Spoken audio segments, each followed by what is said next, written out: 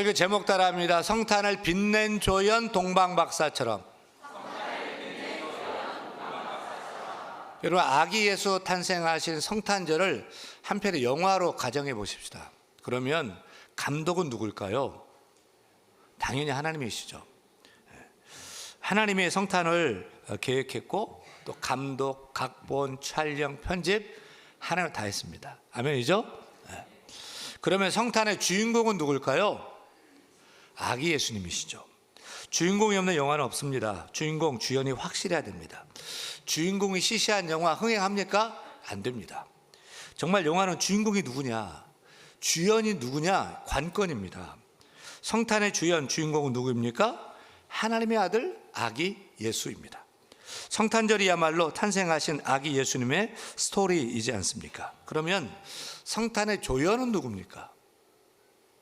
영화를 보면 주연 없는 영화는 존재할 수 없죠. 하지만 주연이 아무리 대단한 역할을 다해도 조연이 없으면 이야기의 깊이나 의미가 부족해집니다.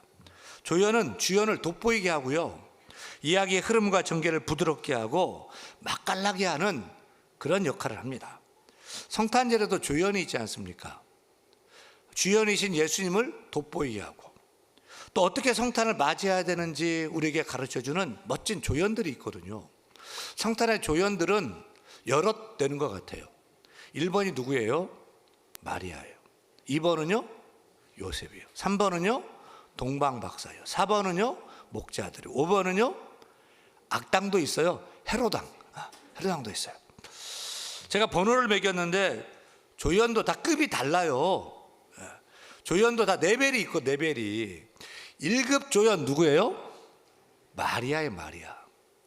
마리아가 없었다면 아기 예수님이 태어날 수 없었죠. 그래서 마리아 아베 마리아, 성모 마리아 뭐 이러는 거예요. 성탄의 여우 조연상을 줘야 된다면 마리아죠. 성모 마리아죠. 그러면 성탄의 나무 조연상을 준다면 누구예요? 요셉입니다. 정말 요셉과 마리아는 성탄에 꼭 필요한 조연이라 생각됩니다. 요셉이 없었다면, 마리아가 없었다면 성탄이 어떻게 이루어졌겠어요? 요셉이 없어요, 마리아가 없어요, 어떻게 예수님이 오셨겠어요? 그래서 작년 2023년 성탄절을 맞으면서 제가 이런 제목의 시리즈로 설교했는데 기억나실지 모르겠어요.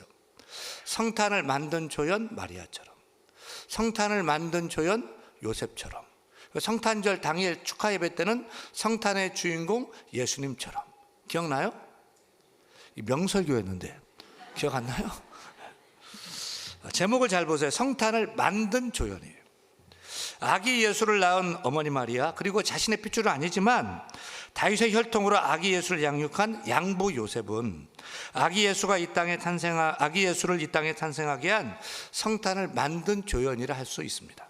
이제 2024년 성탄을 맞으면서 성탄을 빛낸 조연 시리즈를 생각하고 싶어요. 여러분, 아기 예수님이 탄생하신 줄을 이스라엘 땅에 누구도 몰랐어요. 만왕의 왕이 나셨는데, 만주의 주가 나셨는데 이스라엘 땅은 너무 조용했어요.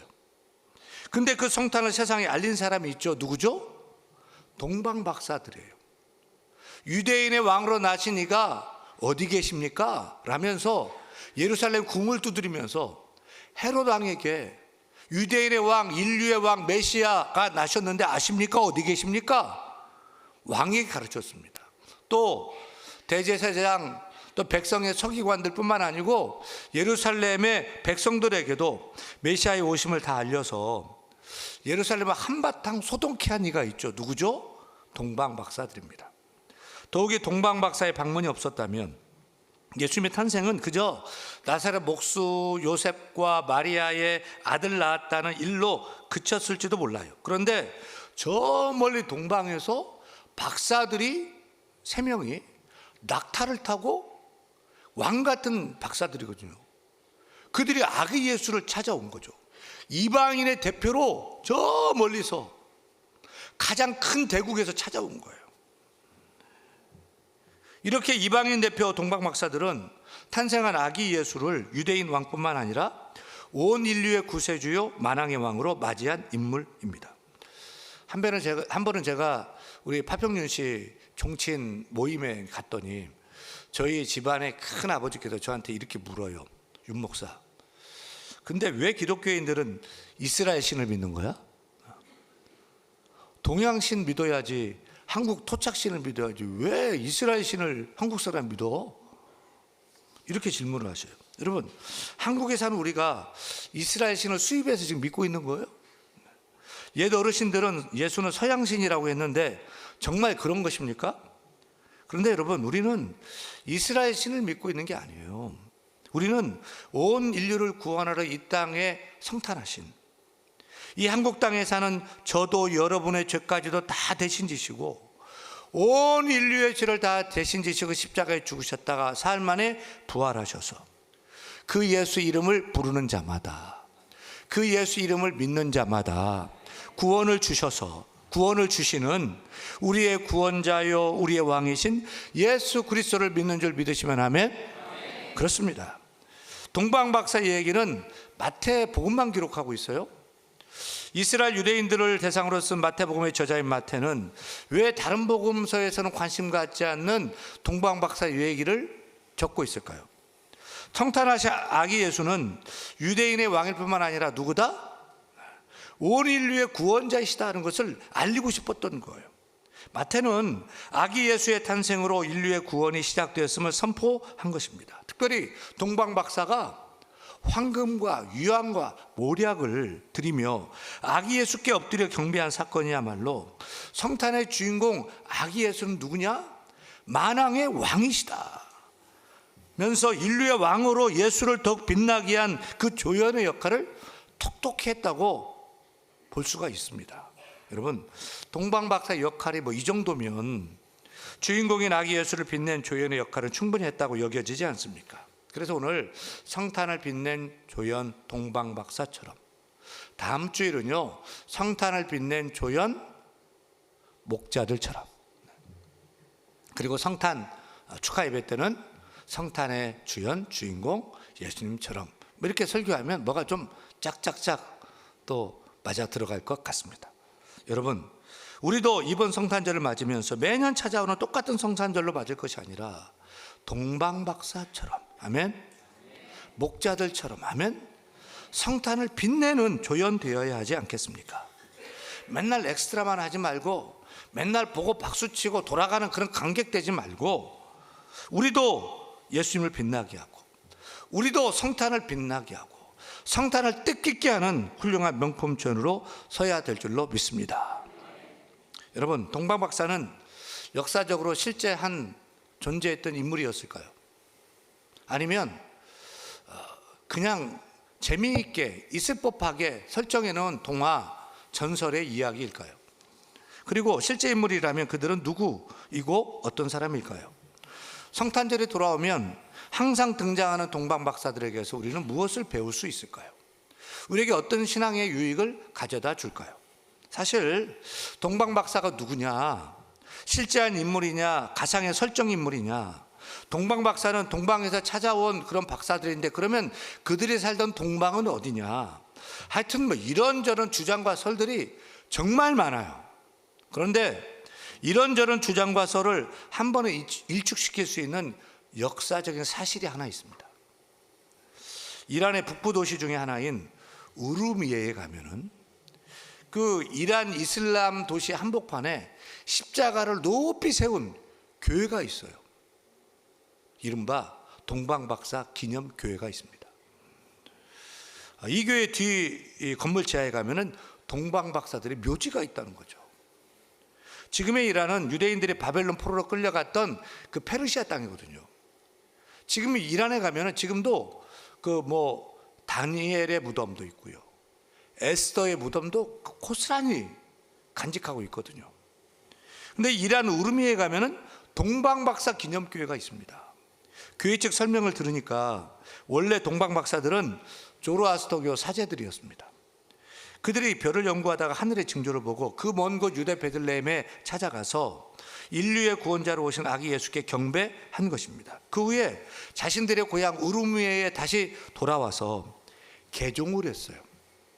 예수 믿게 된 거예요. 그래서 그들이 섬기던 조로아스터교 신전 자리에 교회를 세웁니다.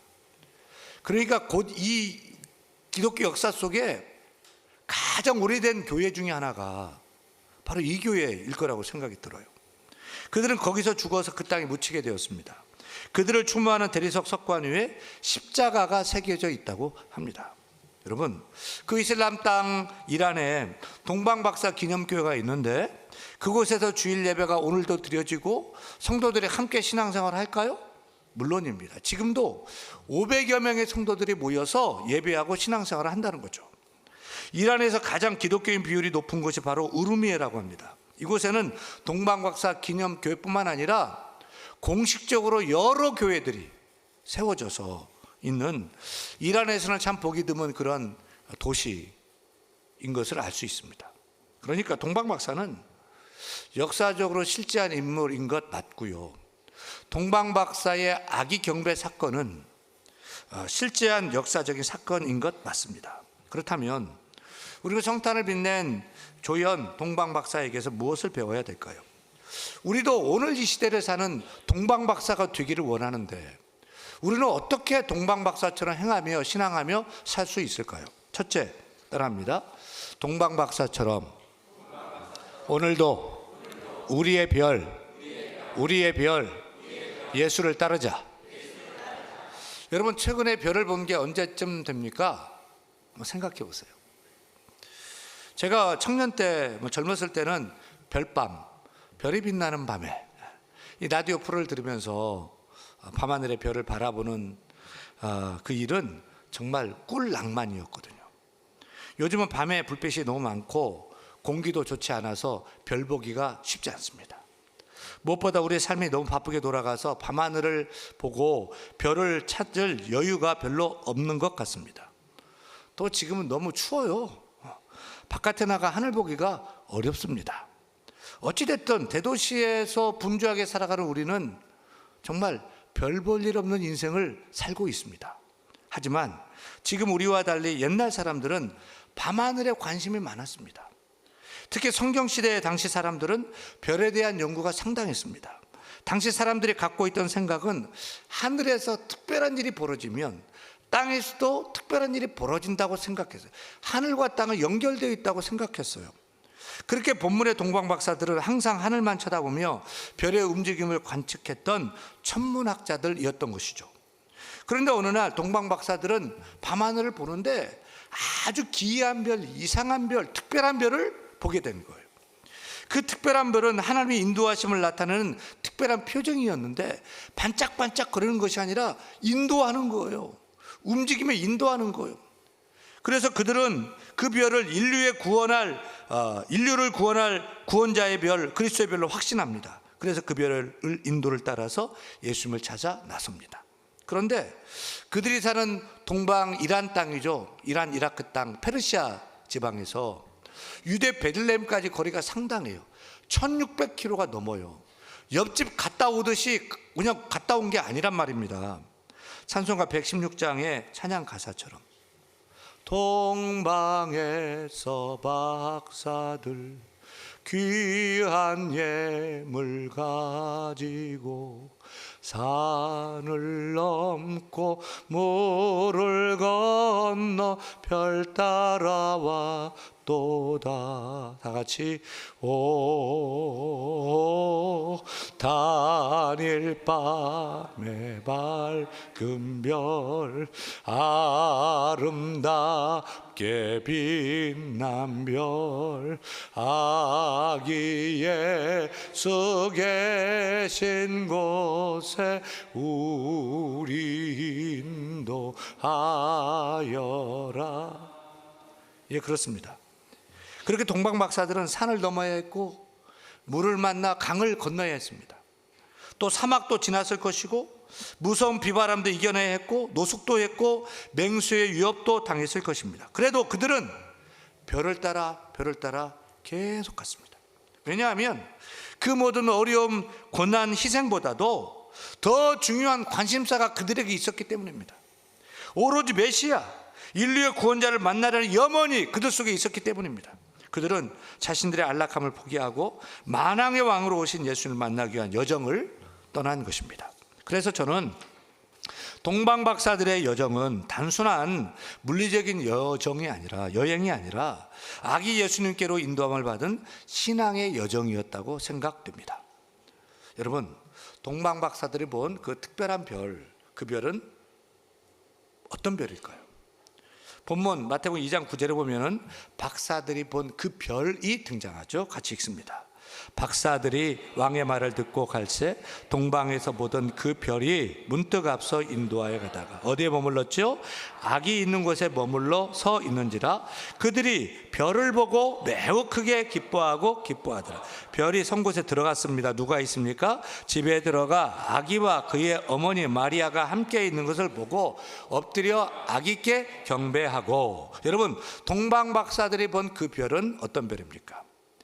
그들이 발견했고 또 그들을 인도한 별, 그들이 모든 것을 다 내팽개치고 따르게 한 별, 따라갔더니 누구에게로 인도해요? 아기 예수께로 인도한 그 별, 그 별은 어떤 별입니까? 바로 예수의 별입니다. 성경에 보면 예수님을 별로 표현한 부분들이 여러 나오죠. 계시록 22장 16절에 보면 같이 확인합니다. 나 예수는 광명한 새벽별이라. 베드로후서 1장 19절 읽습니다. 우리에게는 더 확실한 예언이 있어 날이 새어 샛별이 너희 마음에 떠오르기까지. 샛별은 예수 그리스도를 가리킵니다. 특별히 민수기 24장 17절 같이 읽습니다. 한 별이 야곱에게서 나오며 라고 했는데 이 한 별은 장차 온 인류를 구원할 메시아가 나타난다는 예언의 별이에요. 바로 동방박사들이 발견하고 그들을 인도한 그 특별한 별은 바로 이 한 별, 이 예언했던 한 별입니다. 바로 예수 그리스도의 별입니다. 사랑하는 여러분, 또 눈을 들어 하늘을 바라보십시다. 동방박사들이 하늘을 보다가 예수의 별을 발견했고 그 별을 따라 인도한 바라 예수께로 나아가 예수를 만났던 것처럼 우리도 별 대신 예수님을 보고 그 예수의 별을 따르고 예수님의 별을 인도함 받고 예수님을 만나야 할 것입니다. 동방박사들이 예수의 별을 보고 그 별에 강력하게 이끌렸던 것처럼 우리도 예수님께 강력하게 이끌리기를 원합니다. 인생이 뭔가 이끌려야 되거든요. 이끌림이 없는, 끌어당기는 게 없으면 그 인생은 노답입니다. 우리가 끌려야 되는데 돈에 끌리거나 또 세상 부귀 영화에 끌리는 것이 아니고 예수 그리스도께로 끌려야 할 것입니다. 시인 신경림 씨의 별이란 시를 보면 이렇게 됩니다. 나이 들어 눈 어두우니 별이 보인다. 반짝반짝 서울 하늘에 별이 보인다. 하늘에 별이 보이니 풀과 나무 사이에 별이 보이고 풀과 나무 사이에 별이 보이니 사람들 사이에 별이 보인다. 반짝반짝 탁한 하늘에 별이 보인다. 눈이 밝아 보이지 않던 별이 보인다. 젊었을 때는 보이지 않던 그 별이 나이가 드니까 보인다는 시입니다. 여러분, 별은 하늘을 쳐다볼 때만 볼 수 있어요. 그것도 하늘을 계속 오래 계속 쳐다보면 별이 보이고 뚜렷하게 보이게 됩니다. 우리가 인생을 살면서 고개 숙이고 더럽고 타락한 어두운 세상만 쳐다보고 있으면 별을 찾을 수가 없습니다. 예수 별을 찾을 수 없습니다. 우리의 믿음의 눈을 높이 들고 하늘을 오래 바라보면 예수의 별을 찾을 수가 있습니다. 이 시의 9절에 나오는 별에 예수님을 대입해서 읽으면 아주 은혜로운 멋진 시가 이렇게 됩니다. 나이 들어 눈 어두우니 예수님이 보인다. 반짝반짝 서울 하늘에 예수님이 보인다. 하늘에 예수님이 보이니 풀과 나무 사이에 예수님이 보이고 풀과 나무 사이에 예수님이 보이니 사람들 사이에 예수님이 보인다. 반짝반짝 탁한 하늘에 예수님이 보인다. 눈 밝아 보이지 않던 예수님이 보인다. 사랑하는 여러분, 정말 별이신 예수님이 보입니까? 그럴 수 있기를 바랍니다. 탁한 하늘이지만 어두운 하늘이지만 캄캄하지만 예수의 별 보기를 바랍니다. 나무와 풀 사이에서도 예수의 별을 보기 원하고요. 사람과 사람 사이에서도 예수를 보기 원하고요. 이렇게 성도와 성도들 사이에 별이 보일 수 있기를 바랍니다.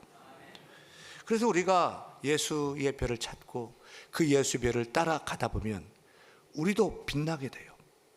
우리가 작은 별이 되어 반짝반짝이며 이 어두운 세상을 밝혀서 별 볼 일 없는 세상을 별 볼 일 있는 세상으로, 별천지 세상으로 만들 수 있는 우리가 될 수 있기를 축원합니다. 둘째, 따라합니다. 동방박사처럼 따라하세요. 동방박사처럼 오늘도 아기 예수께 경배하자. 거두절미하고 왜 동방박사가 1600km를 그 먼 길을 걸어서 아기 예수를 찾아왔을까요? 옆 동네도 아니고 그 먼 유대 베들레헴까지 왜 온 것입니까? 다른 목적 때문이 아닙니다. 경배하기 위함이었습니다. 다른 이유 때문이 아니었습니다. 경배하러 온 것입니다. 그들을 어떻게 경배했습니까? 저는 여러분이 우리 주님께 예배하러 나오는 그 발걸음이 바로 이런 발걸음 됐으면 좋겠고, 이런 믿음을 가지고 왔으면 좋겠습니다. 10절 읽습니다. 그들이 별을 보고 매우 크게 기뻐하더라. 저는 여러분이 예수님을 만나고 또 예수님께 예배하고 경배하면서 좀 이런 막 기대감, 막 이런 것들이 좀 있었으면 좋겠어요. 무엇보다 발걸음이 좀 가볍고 기쁨이 넘치기를 소원합니다. 동방박사들처럼 따라합니다. 매우 크게 기뻐하더라. 한번 외쳐보세요. 매우 크게 기뻐하더라. 여러분 따라합니다. 주여, 나에게도 주님을 사모하는 기쁨이 회복되게 하소서. 주님을 만나러 오는 발걸음이 매우 크게 기뻐하게 하소서. 주님을 경배함이 세상이 줄 수 없는 큰 기쁨이 되게 하소서. 할렐루야. 그 다음 11절 읽습니다. 동방박사들은 이렇게 아기 예수님께 경배했습니다. 읽습니다. 집에 들어가 아기와 그 어머니 마리아가 함께 있는 것을 보고 엎드려 아기께 경배하고 보배압을 열어 황금과 유향과 몰약을 예물로 드리니라. 동방박사들의 집에 들어가서 누구를 봤습니까? 아기 예수와 어머니 마리아를 봤습니다. 요셉은 어디 갔습니까? 요셉이요? 몰라요. 하여간 안 나와요. 어디 갔겠어요? 관심사가 아니니까 요셉을 얘기하지 않습니다. 아기 예수를 안고 있는 마리아까지 함께 봤습니다. 중요한 것은 누구에게 경배했습니까? 아기 예수께만 경배했습니다. 이것이 우리 기독교와 우리 개신교와 천주교의 큰 차이인 것입니다. 천주교는 언제나 아기와 그 어머니 마리아에게도 경배합니다. 성경적이지 않습니다. 두 눈으로 보니까 뭐 아기도 보고 뭐 예수도 엄마도 보고 아빠도 보고 뭐 망아지도 보고 다 봐도 괜찮아요. 근데 오직 경배의 대상은 우리 주 예수 그리스도뿐인 줄로 믿습니다. 또한 동방박사는 아기 예수께 엎드려 경배했음을 주목해야 됩니다. 그 먼 길을 죽을 고생해서 찾아왔거든요. 유대인의 왕을 찾아왔는데 왕궁에서 태어난 왕의 아들이 아니에요. 베들레헴 시골 마국간에서 가난한 부모 가운데 태어난 참 연약하고 비천하기 부족하기 그지없는 어린 아이였어요. 핏덩이 아이였어요. 인간 눈으로 볼 때 우리가 그토록 찾아 헤맨 그 왕이 이런 비천한 아이란 말이야? 회의감도 들었을지 몰라요. 하지만 동방박사들은 자신들이 지혜자이고 제사장이었고 큰 부자였고 박사였고 어른이었지만 아기 예수께 경배합니다. 엎드려 경배합니다. 만왕의 왕으로 믿고 엎드려 경배했습니다. 영국의 엘리자베스 여왕은요, 나의 생전에 만왕의 왕이신 예수 그리스도가 재림하시기를 원합니다. 왜냐하면 내 생전에 내가 쓴 왕관을 그분의 발 앞에 엎드려 벗어드리길 원하기 때문입니다 라고 고백했습니다. 여러분, 오늘 우리도 우리 주 앞에 엎드립시다. 동방박사처럼 겸손하게 엎드리고 엘리자베스 여왕의 그 고백처럼 우리의 왕관을 벗어서 엎드려 주 앞에 드리기를 소원합니다. 마지막 한 가지 더 살필 것은 예물을 드렸다. 무슨 예물을 드렸죠? 황금, 유향, 몰약을 드렸습니다. 고대 시대에 왕께 나아갈 때는 왕께 황금을 드립니다. 사랑하는 여러분, 성탄하신 아기 예수는 누구입니까? 우리의 왕, 만왕의 왕, 아기 예수인 줄 믿으시면 아멘. 여러분, 우리의 왕 되신 주께 금 같은 믿음을 드립시다. 황금은 변치 않는 믿음을 의미합니다. 황금은 용광로에 들어가면 들어갈수록 더 순전한 금이 된다고 합니다. 사랑하는 여러분, 금 같은 믿음, 순전한 믿음을 왕께 드립시다. 동방박사는 사랑을 상징하는 유향을 드렸습니다. 구약 성전에서 제사할 때는 유향을 사용해서 하나님께 향을 올려드렸어요. 유향을 통해서 하나님께 감사, 사랑의 향을 올려드린 거예요. 그러니까 유향하면 생각나는 이가 제사장이거든요. 성탄하신 예수님이 누구입니까? 우리의 영원한 대제사장 되십니다. 죄인된 우리가 하나님께 나아갈 수 있도록 사랑의 문을 활짝 여시고 오늘도 우리를 중보하고 계시는 그 예수 그리스도께 감사의 향기로 우리의 향기로운 사랑을 드려야 할 것입니다. 마지막으로 소망을 상징하는 모략을 드렸습니다. 모략은 어디에 쓰는 줄 아세요? 고대의 시체를 방부 처리하기 위해 사용했던 아주 값비싼 기름입니다. 그런데 예수님의 생애는 모략으로 시작해서 모략으로 끝난 것을 봅니다. 예수님이 태어났을 때 동방박사들이 선물로 모략을 가져왔는데 예수님이 죽었을 때 니고데모가 드린 마지막 선물도 모략이었습니다. 그런데 여러분, 우리 주님은 죽음을 이기고 부활 승리하셨습니다. 그래서 모략은 고난과 죽음으로 끝나는 것이 아니고 부활의 영광과 하나님 나라에 대한 소망으로 이어지는 것입니다. 여러분, 동방박사가 아기 예수께 황금과 유향과 모략을 드렸던 것처럼 이 시간 우리도 금 같은 믿음을 왕께 드립시다. 그치지 않는 향기로운 사랑도 주께 드립시다. 우리는 이 땅에서 죽고 끝나는 것이 아닙니다. 영원한 소망 되신 예수 그리스도, 우리의 소망 예수 그리스도를 붙잡고 오늘도 내일도 예수 그리스도만 소망하며 동방박사처럼 별을 따라 신앙하는 우리 모두가 다 되기를 축원합니다. 축원합니다.